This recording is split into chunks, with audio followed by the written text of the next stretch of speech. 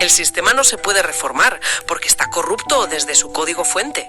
Y esa afirmación, claro, nos arrastra de lleno a la sección más explosiva del ensayo. Vamos de cabeza ahí, porque si Jesús es esta entidad cósmica que trae una alerta roja sobre nuestro colapso, la pregunta más lógica del mundo es ¿de dónde surge ese defecto de fábrica, no? ¿Quién programó este experimento humano fallido? Y aquí el autor reformula el origen de la humanidad y entra en el terreno de la manipulación genética, con ese concepto que adelantábamos de la cepa humana. Sí, pero aclaremos que el planteamiento biológico del autor no niega a Darwin. Él acepta que nuestro vehículo físico desciende de un homínido primigenio. Vale. La divergencia radical está en quién intervino en la genética de ese primate para instalarle la capacidad de albergar una conciencia capaz de dialogar con el cosmos. Y para responder a eso, lo primero que hace es aniquilar la figura del dios de las religiones abrahámicas tradicionales. El texto sostiene que ese dios vengativo, colérico, que exige sacrificios de sangre y castiga sus creaciones, es un fraude absoluto. Un impostor. ¿Un impostor? El verdadero origen de estas conciencias cósmicas, la verdadera fuente a la que Jesús llamaba el Padre o Abba, es pura información basada en el amor y el conocimiento. Pero el gran giro de guión aquí es que no hay una única humanidad. El ensayo defiende que se originaron dos cepas humanas separadas y mezcladas entre sí. Ese es el eje sobre el que rota toda la teoría de este hombre. Por un lado existiría la cepa original del Padre viviente, un linaje diseñado genéticamente para expandir la conciencia creadora. Pero en paralelo opera una fuerza primigenia, el mal, que logró infiltrarse y alterar el ADN humano en los albores evolutivos para introducir una segunda cepa infectada. ¡Qué locura!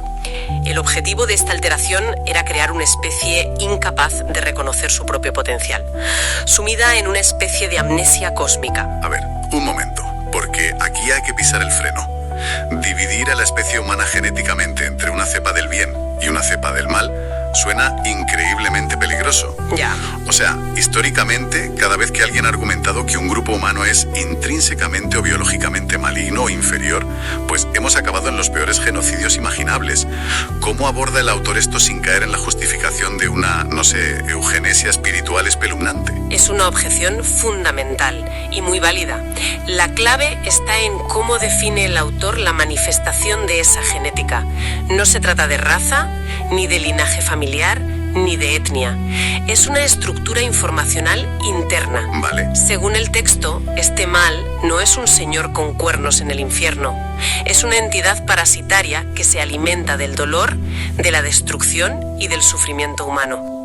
Al alterar la genética, el mal se aseguró un suministro constante de ese alimento.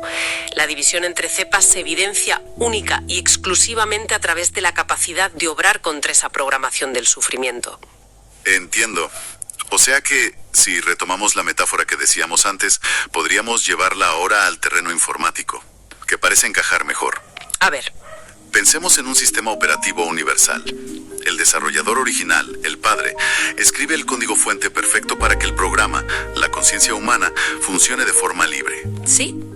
Sin embargo, casi en el mismo momento del lanzamiento, un hacker primigenio logra inyectar un malware profundísimo e indetectable. Me gusta la analogía. Este virus está diseñado para forzar al sistema a generar constantemente errores de odio, egoísmo, miedo. Pero lo más perturbador de todo esto, siguiendo la lógica del texto, es el motivo del hackeo. El virus utiliza el calentamiento excesivo de nuestra CPU, o sea, nuestro sufrimiento, como energía para mantenerse vivo. Es que esa lectura informática es la forma más clara de visualizar los mecanismos del Códex Nazareno. La lucha entre el bien y el mal deja de ser un debate ético o moral para convertirse en un problema de diseño biológico e informacional. Ya. Es el trigo y la cizaña creciendo juntos desde los primeros primates. Y desde este prisma, el papel de Jesús adopta una vertiente casi técnica. No bajó a impartir clases de teología a una especie enferma, sino a distribuir el código necesario para ejecutar un parche de seguridad. Un parche de seguridad que el autor llama el Manual de Instrucciones. Eso es. Y resulta muy irónico que tras un despliegue de cosmología hipercompleja, el famoso Manual de Instrucciones sea asombrosamente austero. O sea, el parche de seguridad para la cepa del padre consiste en 3 comandos básicos: ama, perdona y ayuda de manera desinteresada. Parece muy simple, ¿sí? Pero el texto pone un énfasis gigantesco en el nivel experto de este manual. Amar y perdonar a los enemigos. ¿Por qué esto es tan crucial? Pues el documento dice que amar a quien te ama lo hace cualquier animal. Es puro instinto de supervivencia. Amar al enemigo es la verdadera prueba de fuego genética. Si conectamos esto con tu analogía del malware, el mecanismo cobra todo el sentido del mundo. Si el virus introducido por el mal está programado para retroalimentarse a través de la venganza y el rencor, perdonar a un enemigo no es simplemente una acción loable. Claro. Es una interrupción directa del algoritmo. Es negarle a esa fuerza parasitaria su fuente de energía.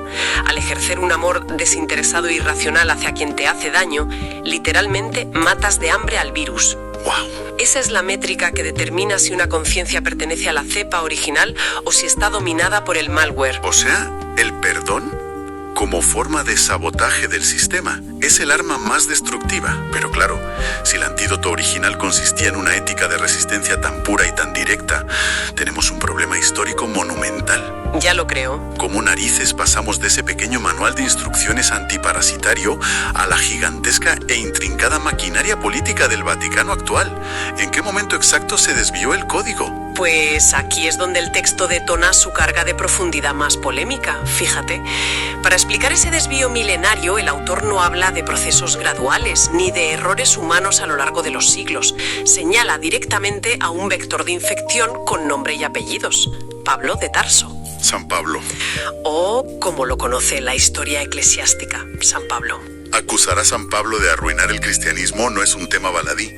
Estamos hablando de la figura que estructuró casi la mitad del Nuevo Testamento. Sí.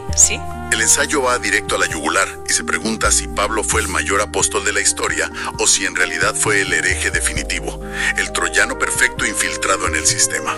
Y el autor somete a revisión el evento fundacional de toda la teología paulina, la famosa conversión en el camino a Damasco, donde Pablo es cegado por una luz y escucha la voz de Jesús resucitado. Pues el Códice Nazarenus rechaza la versión oficial y plantea que Pablo fue víctima de una sofisticada suplantación de identidad. De un hackeo. Sí. Sugiere que esa aparición no era la conciencia cósmica de Jesús, sino una manifestación del propio malware haciéndose pasar por él para secuestrar el movimiento desde dentro. ¡Qué fuerte! La lógica deductiva que usa es implacable en su propio marco. Dice, si Jesús consideraba a Pablo una pieza clave, lo habría reclutado en vida, cara a cara, no a través de fenómenos extraños post-mortem que nadie más podía verificar. Lo que implicaría que toda la estructura de creencias en la que se asienta el cristianismo institucional es fruto de una usurpación de identidad colosal. Totalmente. El ensayo sostiene que la teología que construyó Pablo, que estaba muy lejos del manual de liberación, es una arquitectura de control basada en el terror. Afirma que fue él quien introdujo el concepto de culpa a través del pecado original, que encadenó las mentes a la amenaza de castigos en infiernos eternos y lo peor de todo, que redujo la inmensidad atemporal de la conciencia a una sola oportunidad de vida atrapada en la carne. Una cárcel. Exacto. El argumento central es que la religión que hoy cuelga el cartel de cristiana no está vendiendo el producto de Jesús, sino la falsificación diseñada por Pablo de Tarso. Y va aún más allá, ¿eh? Etiqueta a Pablo como el primer y más grande exponente de los falsos profetas sobre los que el propio Jesús advirtió. Esta infección de la doctrina no se habría quedado en una simple disputa teológica, sino que mutó en un imperio político durante el Concilio de Nicea ya en el siglo IV. Claro. Fue allí donde esa desviación pactó con el poder del Imperio Romano. El autor describe cómo los dogmas, la uniformidad impuesta por la espada y el control de los textos sagrados sirvieron de tapadera perfecta para asegurar que las conciencias de la cepa original jamás despertaran. Y para rematar la magnitud de este secuestro, el texto salta desde la antigüedad al siglo XX, introduciendo una referencia súper inesperada al misticismo moderno. Menciona el segundo mensaje de las apariciones de la Virgen de Garabandal. ¿En el norte de España? Sí, un fenómeno de los años 60 donde supuestamente se advirtió de que gran parte del alto clero transitaba por caminos de perdición. Y Villaboyana aprovecha esto para lanzar una pregunta casi conspirativa. ¿Es posible que la cúpula del Vaticano conozca la verdadera historia? O sea, ¿mantienen oculto el origen cósmico de Jesús y la naturaleza del malware simplemente para permitir que el mal siga operando a través de la institución? Y esa es la pieza que cierra todo el argumento con el que empezamos. Porque si retornamos a la imagen del Papa León XIV visitando el Congreso o pidiendo disculpas por la esclavitud, ahora entendemos la gravedad de la crítica del autor. Todo encaja en su teoría.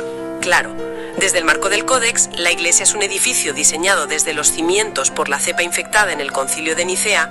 Intentar reformarlo, pedir perdón histórico o codearse con los poderes terrenales no tiene ninguna relevancia espiritual.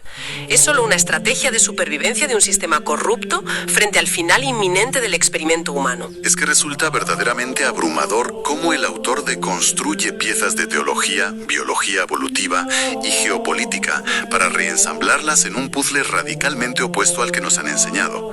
Y creo que aquí, para quien nos escucha, es fundamental detenernos en el inmenso valor de analizar textos con esta profundidad, incluso cuando rozan visiones extremas. Por supuesto. Porque el objetivo de someter este códex a nuestro análisis de hoy no es convencer a nadie de que San Pablo era un holograma del mal o de que estamos divididos en cepas genéticas. No, claro. El mérito de este documento reside en servir como una muestra prístina de cómo opera la mente humana cuando busca desesperadamente explicaciones sistémicas.